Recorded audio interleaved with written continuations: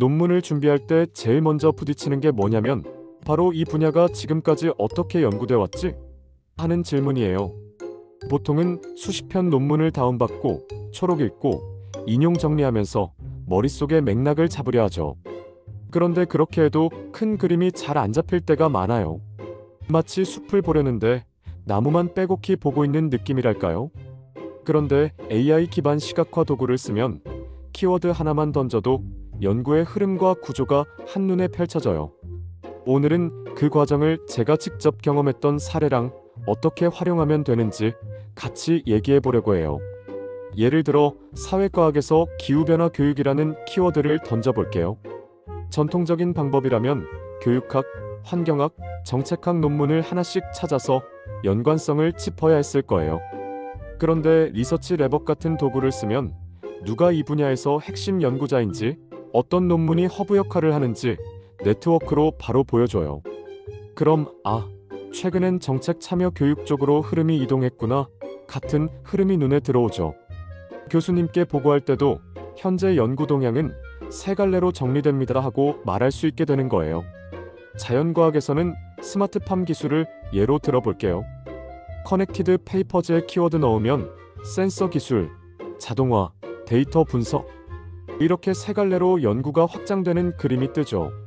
이걸 보면 단순히 농업 자동화만이 아니라 최근 연구가 AI 기반 데이터 최적화 쪽으로 무게가 쏠리고 있구나 하는 걸 바로 알 수 있어요. 논문을 처음 준비하는 대학원생이라면 이런 흐름을 보는 것만으로도 내 연구가 어디에 자리 잡을 수 있겠다는 감이 생겨요. 의료나 보건 쪽은 더 직관적인데요. 원격 진료라는 키워드를 던지면 코로나 이후 연구가 어떻게 폭발적으로 늘어났는지, 또 환자 만족도에서 데이터 보안으로 논의가 옮겨가는지 그래프가 바로 보여요. 이런 건 단순히 문헌을 읽는 것보다 훨씬 빠른 이해를 가능하게 해주죠. 특히 IRB 준비할 때 이 주제가 최근에 어떻게 다뤄졌는가를 교수님께 설명하는데 굉장히 유용했어요. 예술 체육 분야도 마찬가지예요. 스포츠 분석에서 AI 활용을 넣으면 초기엔 경기 데이터 통계 중심 연구가 많다가 최근엔 선수 부상 예방, 훈련 피드백으로 발전해온 흐름이 보이죠. 이런 건 그냥 키워드 검색으로는 절대 한눈에 보이지 않아요. 나중에 논문 서론 쓸 때 연구 배경을 스토리처럼 풀 수 있는 근거가 돼요. 과거엔 이런 흐름이 있었고 현재는 여기까지 왔는데 나는 이 빈자리를 메꾼다 하고 말이죠. 그럼 어떻게 해야 할까요? 첫째, 도구 선택이에요. 리서치 레벗은 연구자 중심 네트워크를 보고 싶을 때 좋아요. 커넥티드 페이퍼즈는 인용 관계를 시각화해서 흐름을 이해하기 딱이죠. 둘 다 무료로 쓸 수 있으니까 연구 단계에 맞게 고르면 돼요. 둘째, 활용법이에요. 그냥 키워드 하나 던져놓고 보는 게 아니라 내 연구에 필요한 건 배경인지, 문헌 정리인지, 연구 갭 찾기인지 먼저 정리한 뒤 도구를 열어야 해요. 그래야 결과를 맥락에 맞게 해석할 수 있어요. 셋째, 보상은 명확해요. 첫 번째로 논문 50편 읽고도 못 보는 큰 그림을 5분 만에 얻을 수 있고, 두 번째는 서론이나 문헌 검토를 구조화할 때 훨씬 설득력 있게 쓸 수 있고, 세 번째로 무엇보다 연구 갭을 찾는 눈이 빨라져요. 대학원생, 연구원들이 제일 어려워하는 게 연구 갭 잡기인데 이런 툴로 시각화하면 빈자리가 그냥 비어있는 점으로 보이는 거예요. 여기서 중요한 건 AI 도구가 마법 같은 해답을 주는 게 아니라는 점이에요. 숲의 지도를 보여주지만 그 숲을 어떻게 탐험할지는 결국 내가 결정하는 거죠. 내 논문에 필요한 길이 어디일까?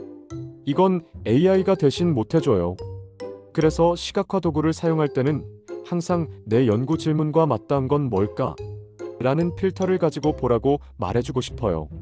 그러면 단순히 편리한 검색 도구를 넘어서 진짜 내 연구 설계의 나침반이 되는 거예요. 앞으로 연구 환경은 점점 더 복잡해질 거예요. 논문 수도 늘어나고 전공 경계도 허물어지고 있죠. 이런 상황에서 그냥 검색창에 키워드 치고 논문 리스트 받아보는 방식으로는 뒤처질 수밖에 없어요. 하지만 AI 시각화 도구를 루틴에 넣는 순간 나는 연구 흐름을 조망하는 사람이 되는 거예요.